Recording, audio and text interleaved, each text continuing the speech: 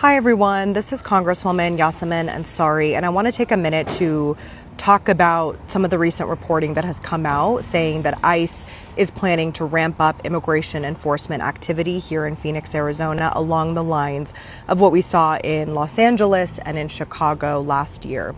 So first of all, I want to talk about why this is happening. Earlier last year, back in July, when we were talking about the so-called big, beautiful bill that Donald Trump signed into law, the one that ripped away Medicaid for 15 million people, the one that had unprecedented food assistance cuts, the one that gave tax breaks, unprecedented tax breaks to billionaires and corporations in this country. What is less talked about from that bill is the fact that it also included $170 billion additional dollars for the Department of Homeland Security to ramp up immigration enforcement activity. It also included $40 billion for ICE in particular, which includes the quadrupling of detention center capacity. So places like the Eloy Detention Center that is inhumanely detaining 1,500 or so people right now. They want to expand that significantly because of the quotas that Donald Trump and Stephen Miller want to meet in terms of deportation numbers. So that is the budget that Republicans in Congress, including every single Republican in Arizona, voted for. And that's the impact. Some of the impacts that we're going to see here in Arizona include potential ramp up of more detention center capacities. We've seen reporting about potential warehouses in Glendale being turned into places to more efficiently move people, human beings around. And now this reporting about increased ICE activity. So it is going to potentially be very, very dark time for immigrants in Phoenix. Arizona is not new to this. We have a dark history with SB 1070. We have been through this. And I want to make sure that people are as prepared and as proactive as possible in our district. I want you to know that my office is here to support you. I am behind you 1,000% in going to the Eloy Detention Center and speaking publicly about the atrocities and the inhumane abuse I have seen firsthand there, about ICE being out of control. They arrested a DACA recipient from my district on Christmas Eve as she was Christmas shopping. We are standing up against that. And there are thousands of stories like this. My constituent Yadi, who is at the Eloy Detention Center and has cancer. So I hate to say this because I don't want to cause more fear, but it is going to get worse before it gets better because of the increased money and financial capacity that ICE has. So a couple of really important points I want to talk about. It is going to, first of all, it's going to be more important than ever to know your rights. Doesn't matter what your immigration status is, doesn't matter even if you're a U.S. citizen, everyone should know what their rights are.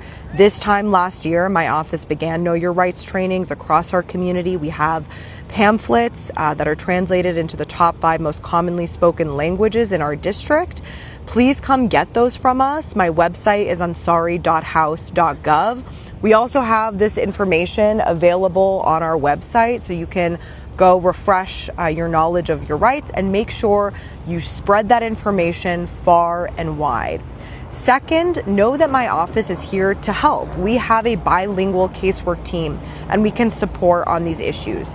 For example, these cases that I mentioned, Yadi's case, we are working directly with the family in going to the Eloy Detention Center and getting answers from ICE. That's what a congressional office can help do. Now, Trump's ICE, definitely less responsive to Democratic members of Congress, but they should be, and we don't back down. We don't stop pressing. So if you have a case and you need support, reach out to us. We can also help connect you with immigration lawyers, with the nonprofits and mutual aid groups in our district that are providing trainings and providing support.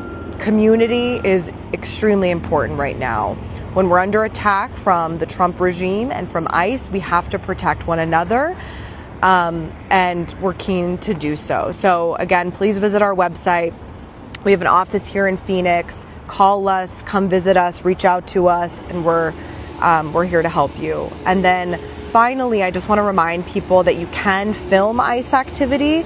Please make sure to do so peacefully, but you can do so, and it's actually really important. I think the citizens across our country who've bravely taken footage and shared that footage is a big reason why the vast majority of Americans don't approve of how Donald Trump is handling immigration enforcement. They think he's gone too far because we're seeing it with our own eyes now.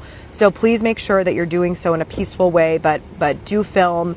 And we also, as part of the oversight committee, launched a tracker for ICE where you can submit materials to us. We have a repository for footage and credible reports about mistreatment and abuse by ICE, because when we do take back the majority in 2026, we will hold this administration accountable. We will hold people like Kristi Noem and Kash Patel and Stephen Miller accountable for the unconstitutionality of what they're doing. They've detained U.S. citizens in the past. And again, I fear it's going to get worse, but we're going to be more prepared than ever to take it on and protect one another and protect our community. So stay safe, everyone. Thank you to so many people in our district who are stepping up to help. It's really going to take all of us, and look forward to working with everyone this year and to keep each other safe. Thanks.